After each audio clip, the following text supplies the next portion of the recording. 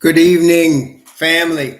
Happy Wednesday evening where we are on the East Coast. Glory and honor to our Father Yahweh, the creator of heaven and earth, the sea, and all that in them is, the creator and keeper of time, and the God and Father of the Messiah, Yahweh Shai, the Lion of the tribe of Judah, of the 12 tribes of Israel, the soon-to-be King of the house of Jacob, as stated in the Bible. Glory and honor to Father Yahweh. Glory and honor to Messiah Yahweh Shai. Greetings to the 12 tribes, of which came Messiah. Greetings to the 12 tribes who, according to the Bible prophecy, are awakening. Greetings to the 144,000 among them, who are the forerunners, like Elijah and Moses, of the return of Messiah and the establishment of his kingdom. Greetings to the precious ones among the sons of Shem, Ham, and Japheth, that are not of the bloodline of Jacob, but are of the blood of Messiah, and have through faith claimed their inheritance with the true Israelite nation through the line of the tribe of Judah. Greetings. Greetings to the chat. Rem 3, Fed, Ricky Boy, Brother Lonnie, Diamond Holdings, Brother Gary Joseph, Brother Baldy, Brother David, Brother Mark. Greetings to all of you. Akawan Bamya, shalom, brother. And to Only One Way, shalom to all of you. Greetings, brethren. So, some interesting things happened this week. Before I go into the thumbnail, I want to just go over a couple of scriptures, a couple of witnesses from, two witnesses, one from Luke and the Messiah speaking, and one from Paul, and one from John in the book of Revelation. Yes, three witnesses, and I want you to tell me what these witnesses have in common. Are you ready? I'm going to go through the three witnesses, and I'm going to let you tell me what they're witnessing to. Okay, that way you can tie them together like I'm showing you here, right? So you can see what they are. So I'm going to give you three witnesses. Please type a 1 if you are prepared. Please type a 1 if you're ready, because I want to make sure everybody's on the same page. So I'm going to give you three witnesses. I'm going to give you Luke, I'm going to give you Paul, and I'm going to give you John. And then you're going to tell me what these three witnesses are witnessing about. Okay, are you ready? All right, good. Let's go first to Luke. Luke chapter 21. Luke chapter 21, the gospel according to Luke chapter 21. And we're going to read verse 24. This is Luke chapter 21, verse 24. Luke chapter 21 and verse 24. Okay, Luke 21, 24, first witness. And they shall fall by the edge of the sword, and shall be led away captive into all nations.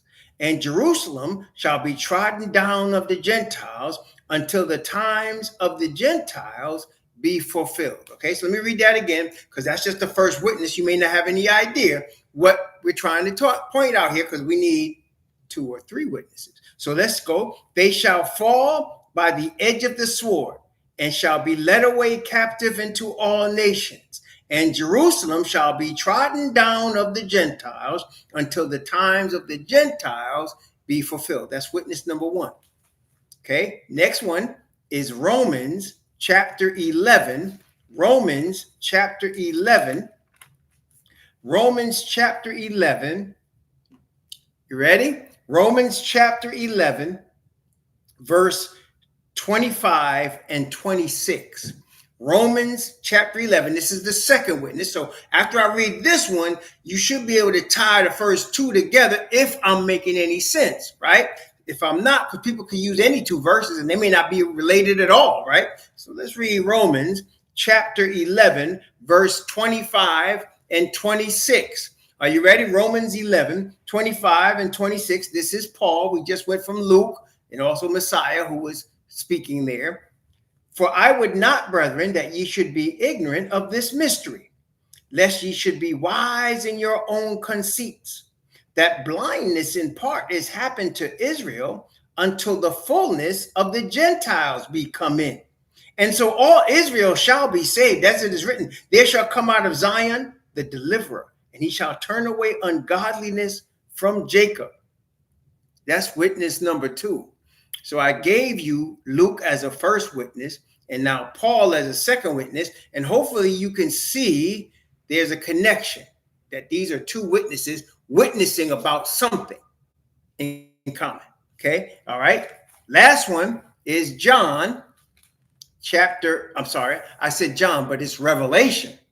John the Revelator in the book of Revelation, chapter 11.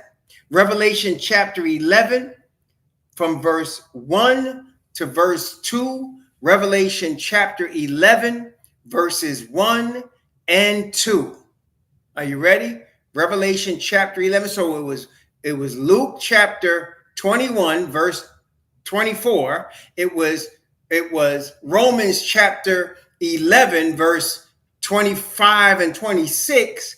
And now it's Revelation chapter 11 verses 1 and 2. Tie them together and tell me, what are they witnessing about? Let's look. And there was given me a reed like unto a rod. And the angel stood by, saying, Rise and measure the temple of Yahweh, and the altar, and them that worship therein. But the court which is without the temple leave out, and measure it not, for it is given unto the Gentiles. And the holy city shall they tread under foot 42 months. So let's go over the 3 witnesses again. Okay, and I'm going to start with this one and then work backwards. So we would have done it backwards and forwards. Okay, you ready? All right, here goes the 3rd witness again. Revelation chapter 11. And thank you, Akawan Banya. Revelation chapter 11, verses 1 and 2. And there was given me a reed like unto a rod. And the angel stood, saying, Rise and measure the temple of Yahweh, and the altar, and them that worship therein. But the court which is without the temple, leave out and measure it not, for it is given unto the Gentiles. And the holy city shall they tread underfoot 42 months. All right, so that's the first, that's the last one. Now, the first one, we're going back now to Romans chapter 11. Romans chapter 11. Let's go back over there. Romans chapter 11.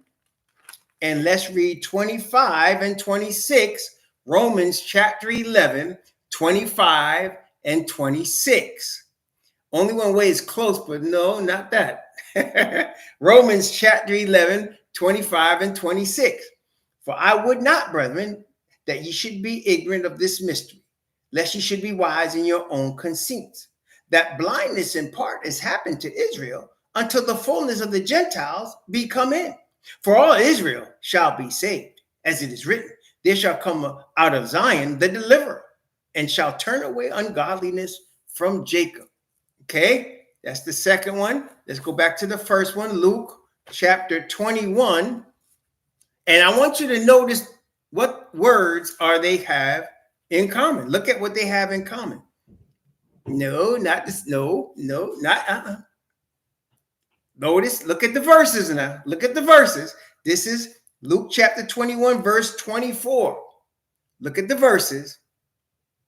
I'm not going to tell you. I want you to do it. Luke chapter 21, verse 24. And they shall fall by the edge of the sword, and shall be led away captive into all nations. And Jerusalem shall be trodden down of the Gentiles until the time of the Gentiles be fulfilled. Now, let me ask you all a question. Let's look at it. I'm not going to give you the answer. You're going to tell me. Yakoba is partially right. But let me ask you all a question. What words, let me see. Brother David Harriet.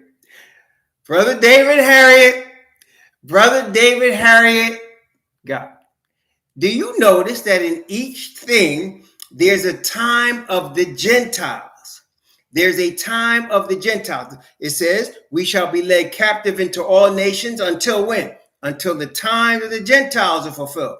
It says, Jerusalem's going to be saved when? when the times of the Gentiles come in, when the Gentiles that are supposed to be saved are saved, when they are sealed. And then there's a measuring of the temple in Revelation 11, and they're measuring the people that worship. But he said, the court leave out. That's given to the Gentiles. And they're going to trod the holy city underfoot. So y'all see, so there's a time when the Gentiles' time is up. Those that are going to be sealed, sealed. Those that are not. And all of those times of the Gentiles not only predict their fall and sealing for those that are going to be saved, but also, like some of y'all mentioned, the awakening of Israel in 144,000, right? So these two things coincide. Do y'all see that? So you have the times of the Gentiles being fulfilled, and at that same time, you have the 144,000 and the Israelites coming back, right? Because Paul was saying they can come back and be grafted into their own tree. See, he told the Gentiles in Romans, he said, I'm speaking to you Gentiles, don't be wise in your own conceits. You guys were of a wild olive tree, and you were grafted into an olive tree that's not wild. He said, how about these being grafted back into their own tree? And he said, all Israel shall be saved. He said, Israel fell away until the Gentiles come in, until the times of Gentiles. And then in Revelation 11, there's a measuring of perfection, a measuring of righteousness. And you're measuring those worshiping in the temple. But those in the court, he said, the court left out to the Gentiles. And they're going to trod the holy city underfoot. So we can see there's a times of the Gentiles being fulfilled. And at the same time as that, coordinating with that. Matter of fact, after that, because there's the seal of Yah's chosen ones. Does that make sense, y'all? Yep, everybody. And we came with 3 witnesses. Now, let me ask y'all, do those witnesses coincide with each other? Do they coincide together? Y'all see that? Did I just throw any 3 verses out there? Or do those witnesses coincide with each other? Do they relate to each other in terms of the times of the Gentiles and the times of the Yah's people being returned to where they're supposed to be returned to? Okay, very good. We'll make sure we're all on the same page. Now, a good teacher is learning, and a good teacher makes sure that everybody listening to him is on point with him. And we got it. Okay, praise the Most High. So, a couple things happened this week. Before I get to the thumbnail, something else happened. I think it was, I want to say Yakoba. I'm going to blame you for this. I think it was Yakoba. I think I'm going to either Yakoba. I think I'm going to blame Yakoba for this. Somebody sent me a video where this young couple who awakened were leaving the camps. Was that you or Yakoba? If it wasn't you, tell me, but I think it was you, that somebody sent me a video clip of a young couple that was leaving the camps. Now, let me explain what that means. There are people who are awakening to who they are as Hebrew Israelites by blood, based on reading the word. Please read your Bible. Start in Genesis, read through the Revelation. Okay. So it was you, Jacob. Okay, praise the Most High. So what that told me is that the awakening is really in full effect, because when what happens, some of these camps, brethren, all they really are is churchianity dressed in Hebrew Israelite garb. What do I mean by that? I mean, people are looking for a church-type fellowship. And so in looking for that, they go to these camps because they're awakened and they seem to be organized, and people subconsciously are really trying to replace Christianity, the organized religion of Christianity, with a Hebrew Israelite version. Does that make sense, y'all? Everybody, you hear what I'm saying? So, and especially this is true of new believers, especially new young men. So they're coming in, and their mama or their aunt or whoever was dragging them to some Christian church. They knew that wasn't the way. They knew that wasn't the truth. But then they hear about these groups of men that are coming together in the word, that are awakened, and they're camps, and the people are coming to them. And really what they're looking for is a replacement. Okay. It's almost like if you were in heroin and now you're looking for methadone. You know you don't want the heroin. You want to get off the heroin.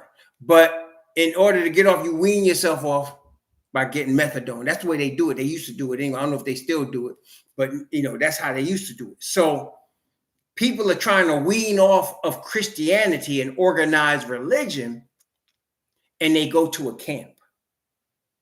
Now, just as Christianity is a group of man-made organizations, that's what all Christianity is. All of the denominations out there that are not Roman Catholic had origins in Roman Catholicism during the Protestant Reformation. And they all were replacing the organized religion of Rome with their own man-made organized religion called Protestantism, or called the Reformers, right? So they're all some sort of offshoot of Rome. And in fact, I remember I was kind of shocked when I was living in northern New England, and one of them people told me that the SDA church was modeled as an organization after the Congregational church, which I said, what? I didn't know that. I didn't think about that. But you see, brethren, since the Catholic Church, people have been looking for that type of institution, fellowship, man-made institution. Same thing has happened to the Hebrew Israelite people who are awakening. Okay, they're looking for fellowship because they miss it, and they get into a camp. Okay. Now,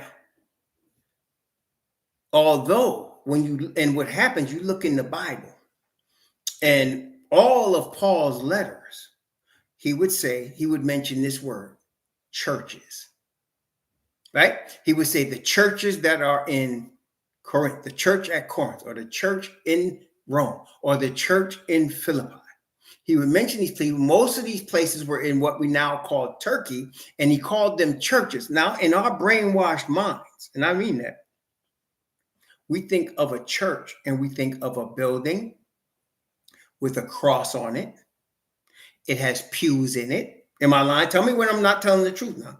When we were awakened, when we thought of the word church, a building or a group or division of buildings with crosses on them. They all had pews in them. They had a pulpit, and they generally had a pastor, right? That's how when you thought of church, and it was always Christian. Is that right? Am I lying to y'all, or is that the truth? It was always Christian. That's how so when we're reading Romans, the church at Rome, or the church at Philippi, or the church at Colossus, we would say, oh, it's church. And so you think, well, the church that we go to is biblical because we have churches and they had churches.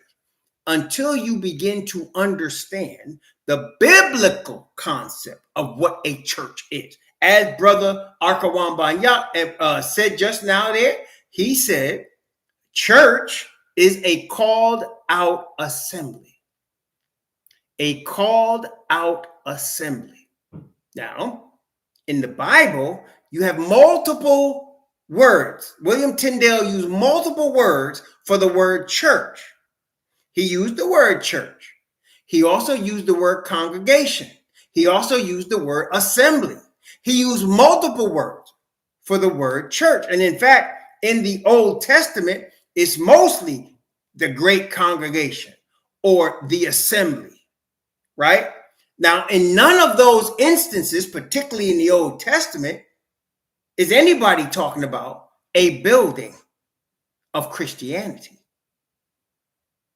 Okay, what are they talking about?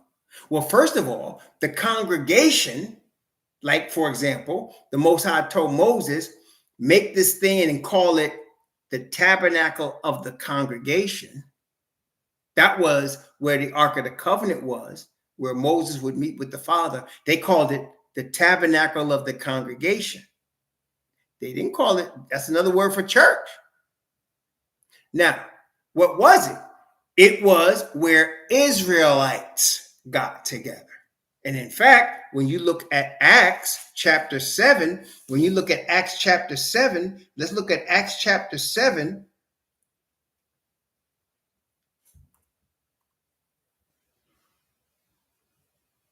Gotta look it up real quick so I don't waste our time.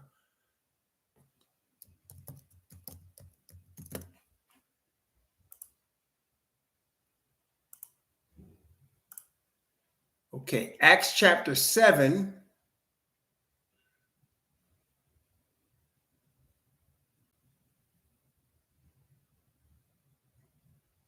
Oh man, wait a minute.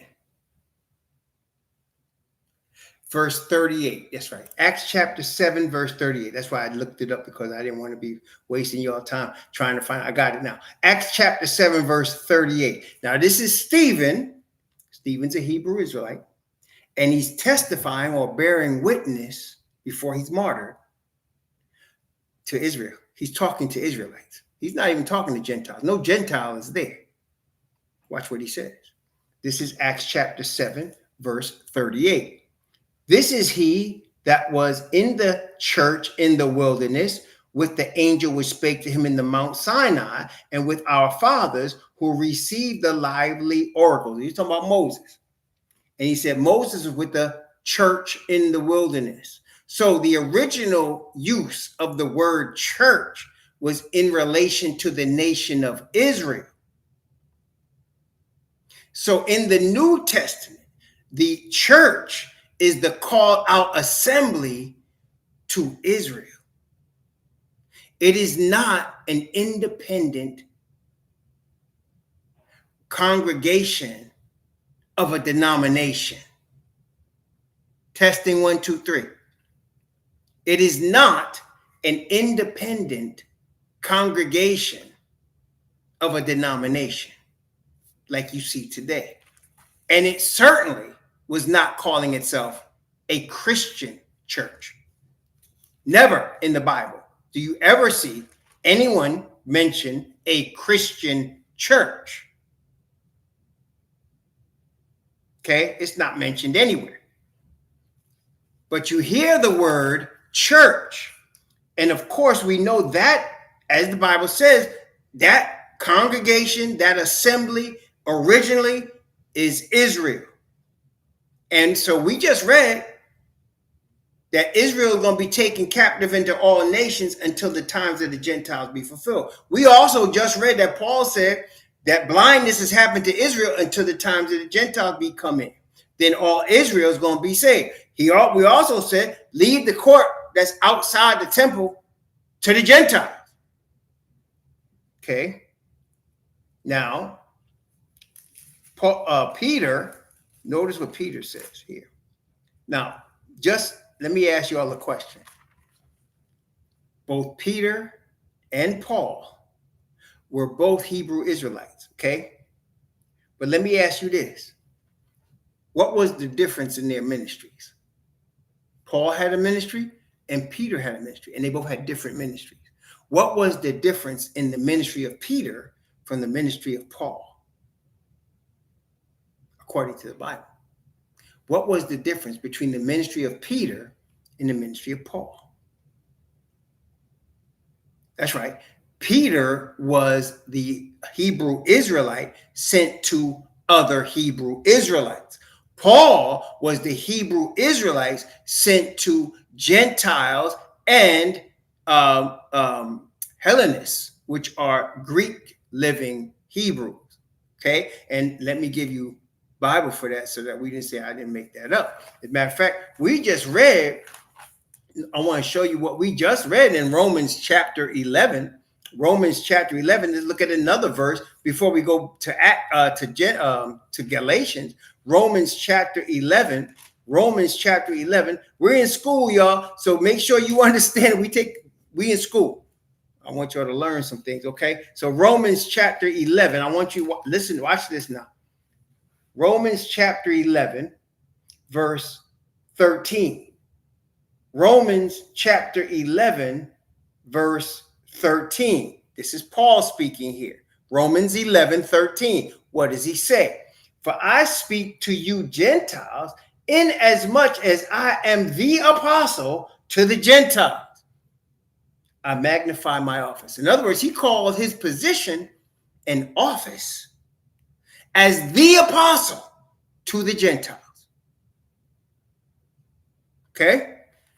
Galatians, we're going to come right back to 1 Peter in a second, but Galatians chapter 2. Galatians chapter 2. Notice what it says. Galatians chapter 2.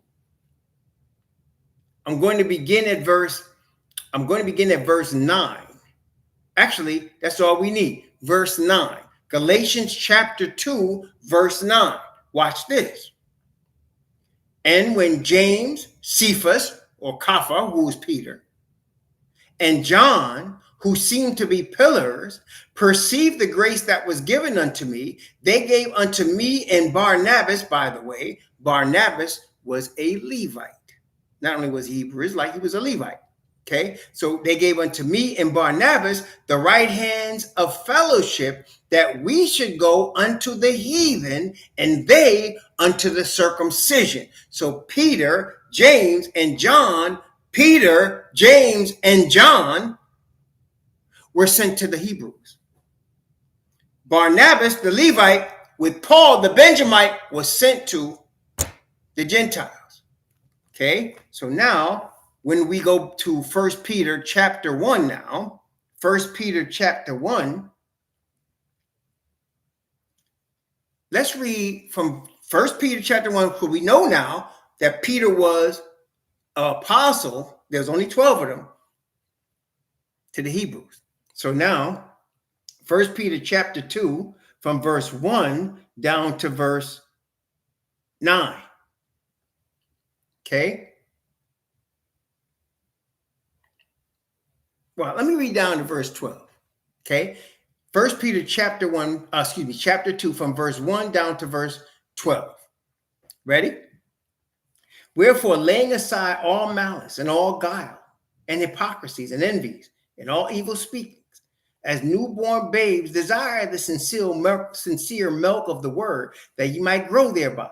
If so be ye have tasted that the master is gracious, to whom coming as unto a living stone, disallowed indeed of men, but chosen of Yahweh and precious. Ye also as lively stones are built up a spiritual house, a holy priesthood, to offer up spiritual sacrifices acceptable to Yah by Messiah Yahweh. Wherefore, it is also contained in the scriptures. Think about this. He says contained in the scriptures. Was there a New Testament when Kepha was writing? When Kepha was alive, was there a New Testament written? So when he speaks of scriptures, it would be apparent to us he's talking about what we call today the Old Testament, right?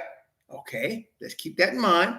Wherefore, it is also contained in the scripture, behold, I lay in Zion a chief cornerstone, elect, precious, and he that believeth on him shall not be confounded. Unto you, therefore, which believe, he is precious. But unto them which be disobedient, the stone which the builders disallowed, the same is made the head of the corner. So when he talked about to you, he says, therefore, that believe. To you who are obedient. You who? You Hebrews.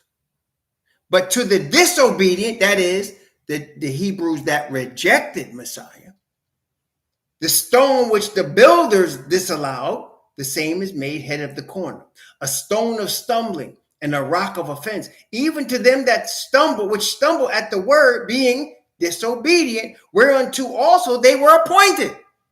So he's talking to Hebrew Israelite. Do y'all see that? He's talking to Hebrew Israelite, the people that he was ordained to reach with the gospel.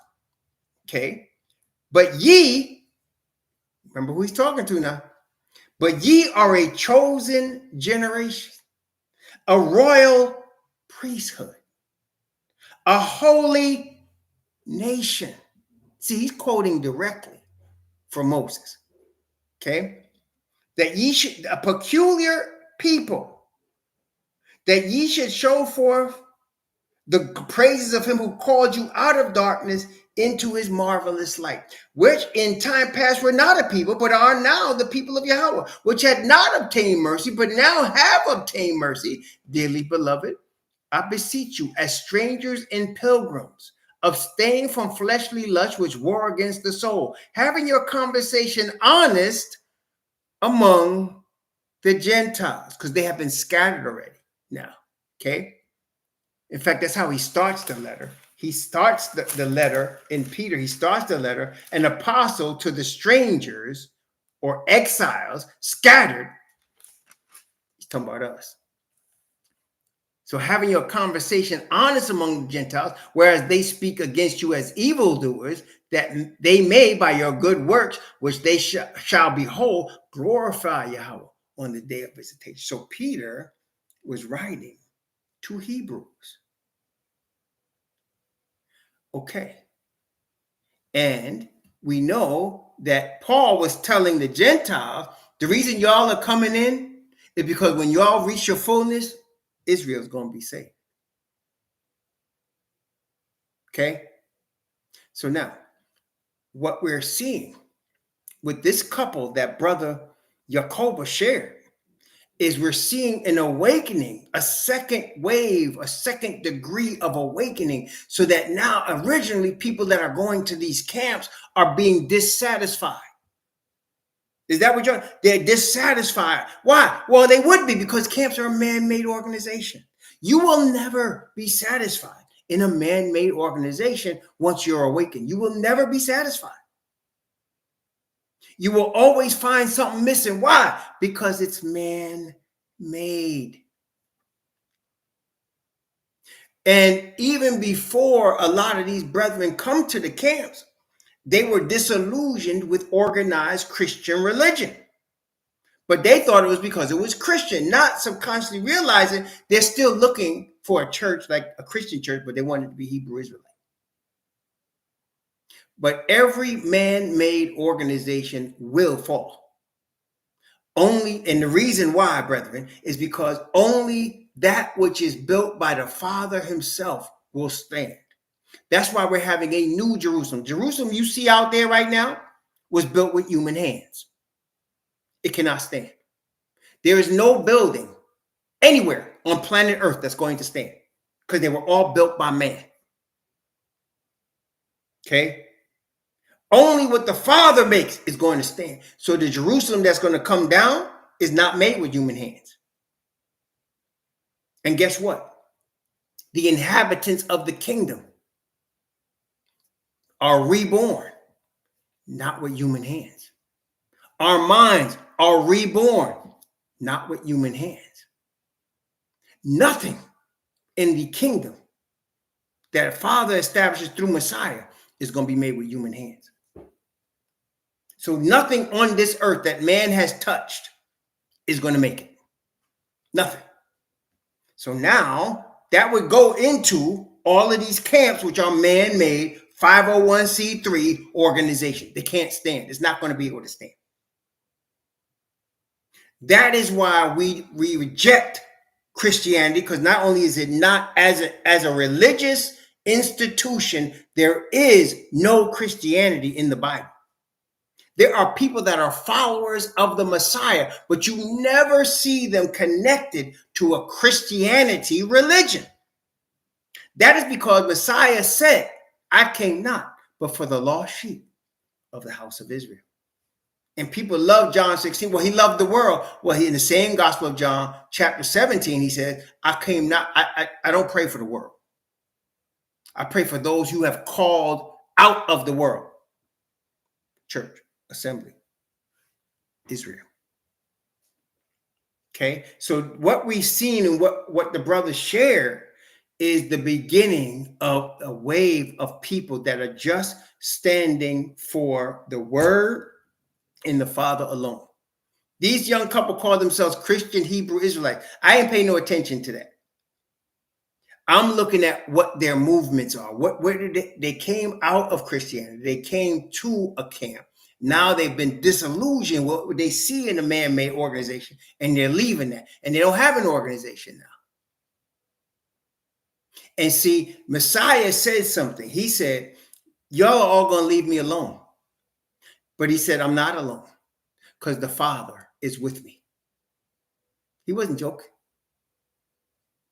And that's what we're all going to experience, brethren. Job ended up standing alone. His wife wasn't with him. His friends was accusing him. He lost everything. It was just him and the Most High. And brothers and sisters, we are being trained to come to the point where that's us. We are trusting in the word of the Father and in the Father Yah alone. We're trusting in his guidance, his direction, as Messiah taught us. Because Messiah said, "I'm not alone, the Father's with me." The Messiah said, "I don't say nothing to myself. Whatever I hear from the Father, that's what I speak. Whatever the Father tells me to do, that's what I do."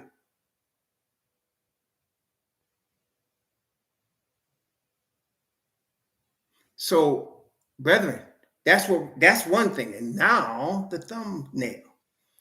So this week showed me not just that couple that the brother shared, Brother Yacoba shared the video. Brother Yacoba, I hope I don't get you in too much. I hope I don't embarrass. But if you ask Brother Yacoba if you want the video that he shared, let him share it with y'all. He'll type your email, whatever, to him, and he'll get it to you.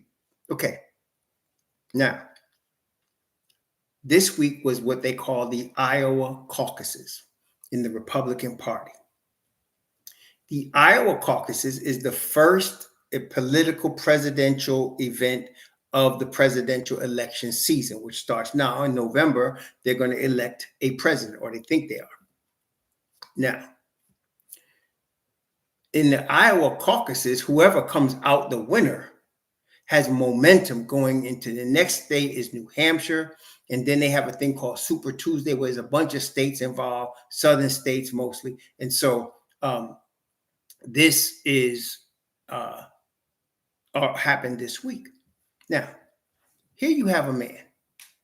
And again, I'm not a Democrat. I believe the Democrats are devils and the Republicans are devils. They're all liars. So I'm not taking any side here. But in Donald Trump, you have a man that in 2016 said, "I grab women by the private parts," and I'm saying it nicely, but you'll know what I mean. He said, I just grab them by the private parts. If I want one, I just grab them by the private parts, right? But that wasn't shocking enough. What was real shocking is that you had Christian Caucasian women wearing shirts that said, "Trump could grab me by my private parts anytime he wants." Did you hear what I said? You had Christian, professing to be Christian, Caucasian women saying, wearing shirts that said, "He can grab me by my whenever he wants to."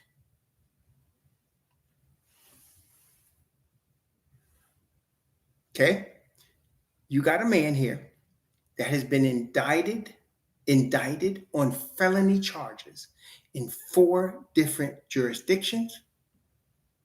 You have a man here that tried to overthrow the government on January 6th, 2 years ago, or 3 years ago, whenever it was.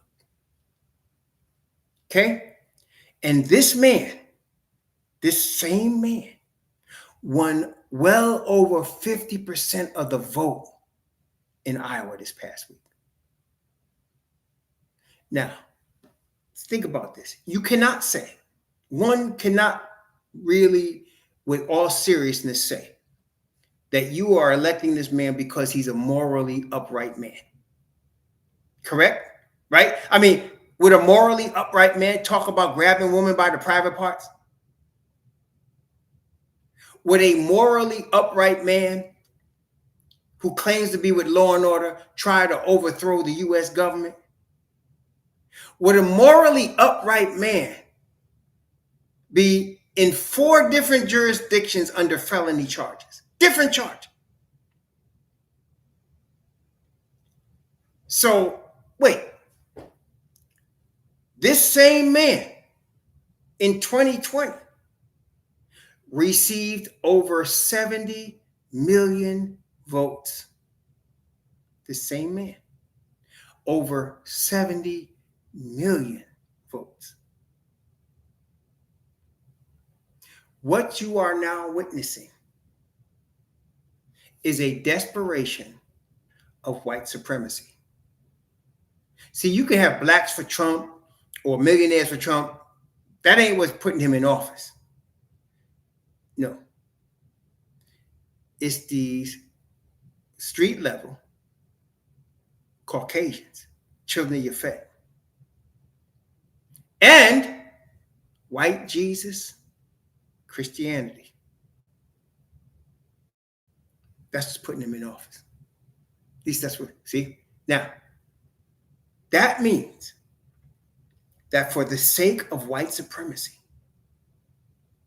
this country has become morally bankrupt.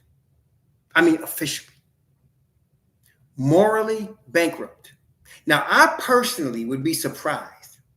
I would really be shocked if Donald Trump actually won. The reason I say it, not because people wouldn't vote for him, because I feel like he's going to be convicted on at least one of those 4 felony jurisdictions, and that would stop him from being able to be president. That's okay. That's the way I see it. It couldn't happen.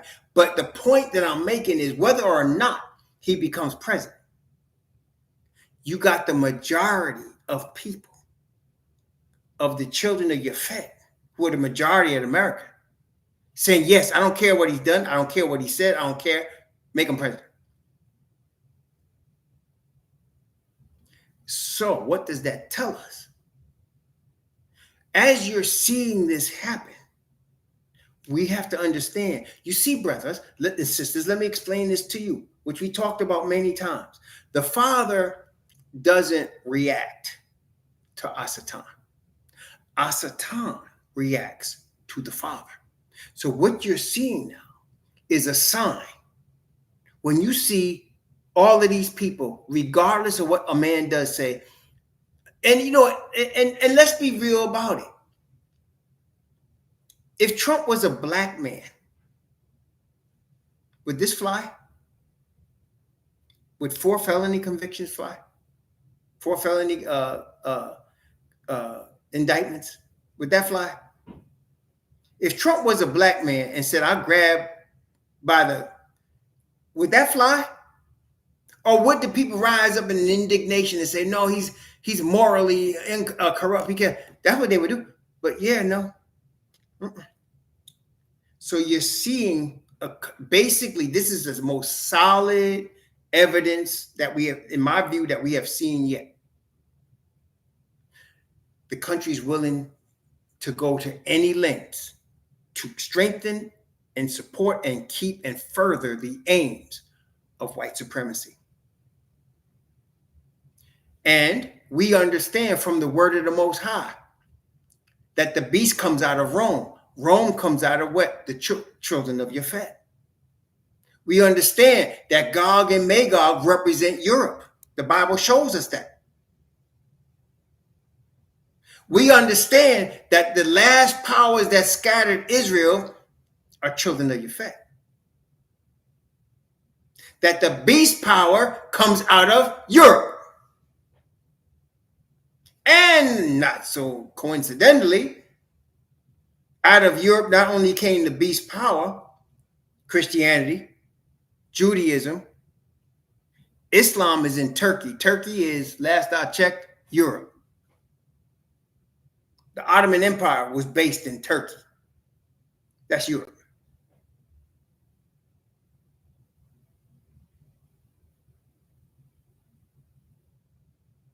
What is going on?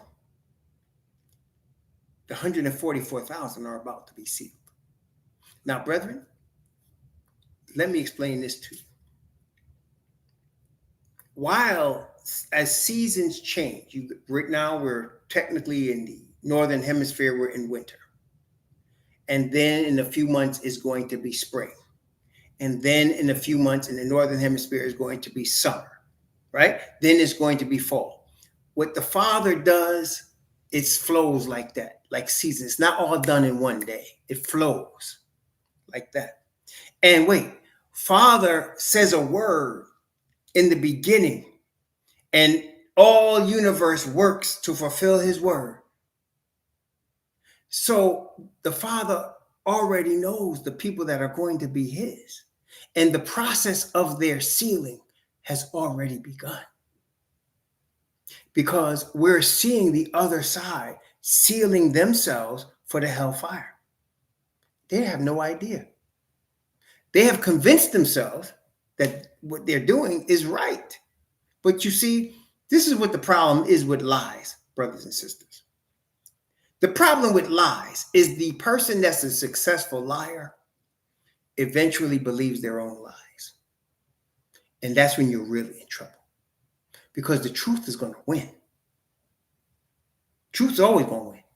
Righteousness is going to win. Why? Because Father is going to win. And he's righteous in truth. He's going to win.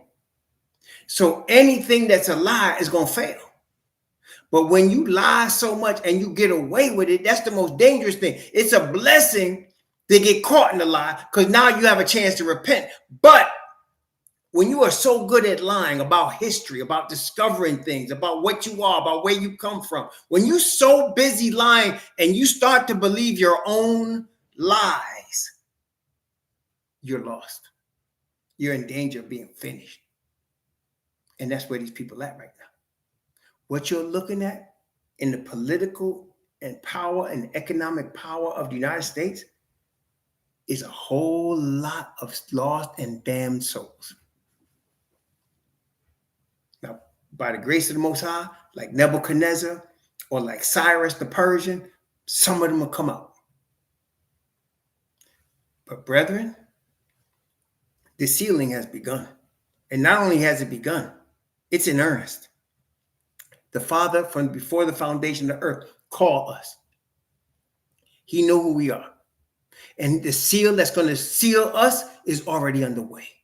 By the time it's ready for us to move forward with the next phase of the Father's plan, it's already started from now and before now. Okay? Already.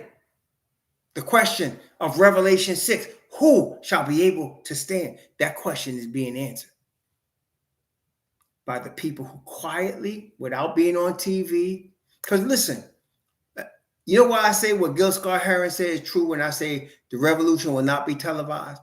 You see television and you get internet access by satellites and towers. When the Messiah is about to come back, all that technology is going to get wiped out. You understand?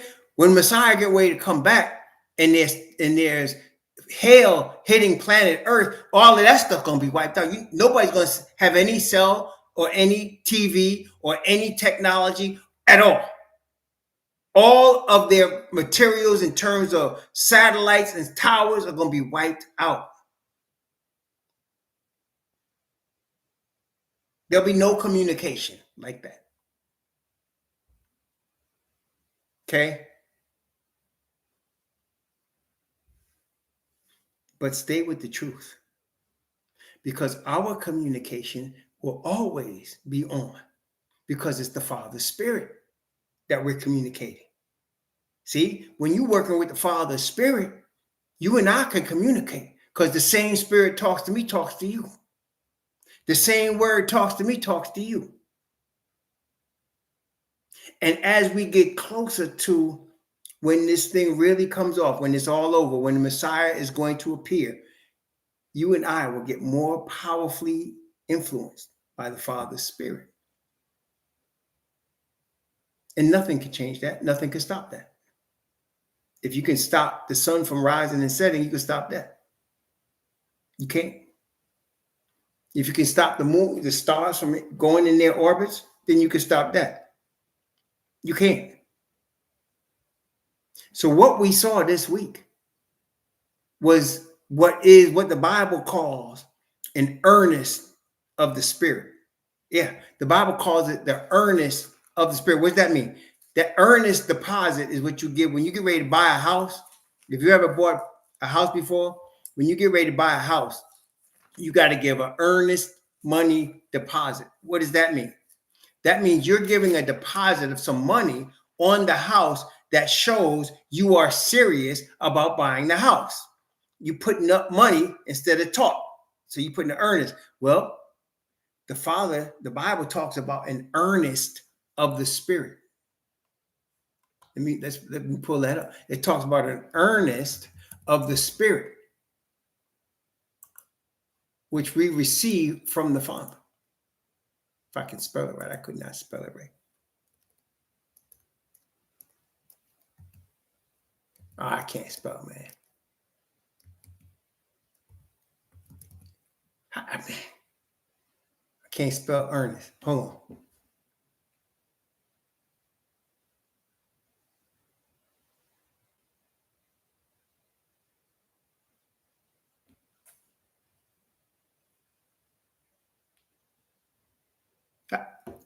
I found it.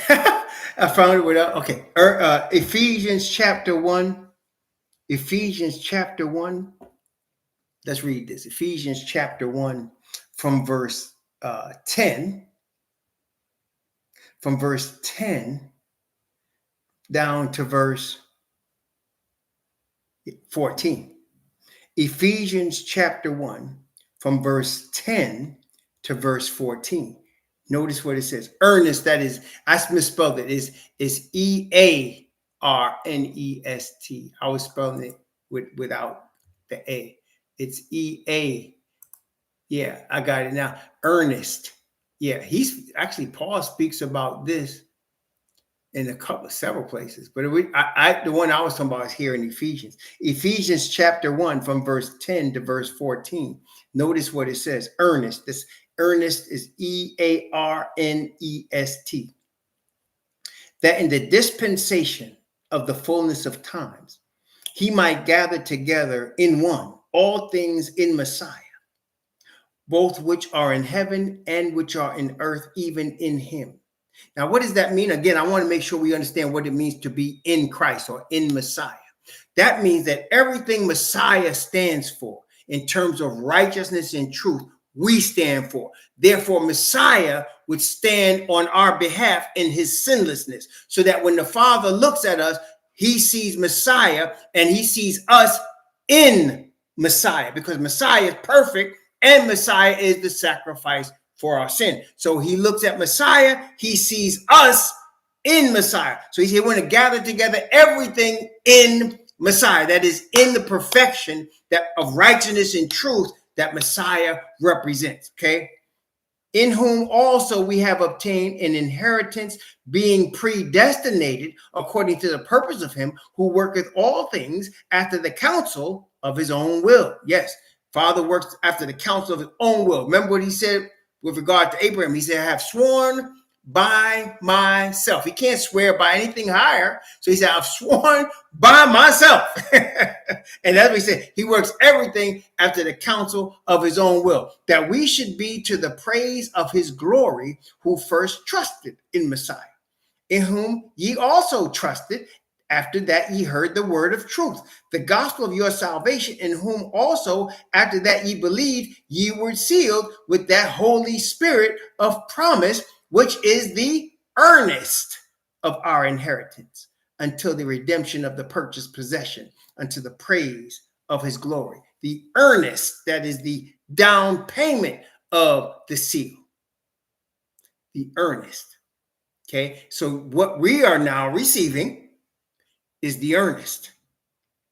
Okay, and then when we're prepared over the course of seasons, we will be fully ready. And the Father himself, because it's after the counsel of his own will, he would have made us fully ready. Messiah is going to look down and say, Father, my disciples are ready. And Father's going to look and say, yes, go. Your disciples are ready. So, brethren, please continue to pray. Continue to read your scriptures. Continue to pray to your Heavenly Father, asking Him for His Spirit. Continue to let Him guide you and direct your path. Don't fret. Remember, you don't have to be anxious. Just be faithful. Father is finishing the work in you. Father is doing the work in you. You just have to be faithful. Faithful to go to your daddy, faithful to study his word, faithful to seek to give him all the glory. It must be on him. It cannot be on us. It can't be any of our individual human talents and abilities that cause the overthrow of this system. It's the Father and the Messiah that's going to cause the overthrow of this system. And when you saw Donald Trump run away with Iowa in a landslide, it's almost over. It's almost over. Not because of any policy that Trump would do. It's because of the gall, some people say, the unmitigated gall of certain people to actually vote for such a one, for the president of the highest office in the United States.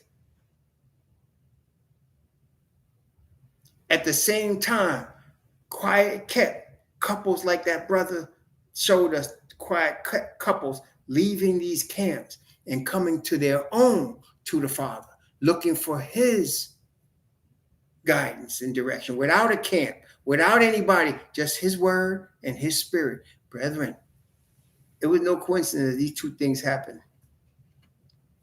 simultaneously, because that's what's going on. Who shall be able to stand?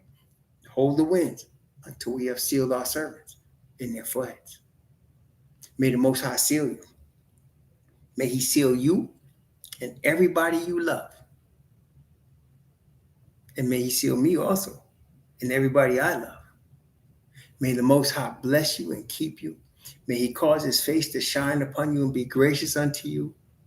May he lift up his countenance upon you and give you peace. Shalom, family. Be safe.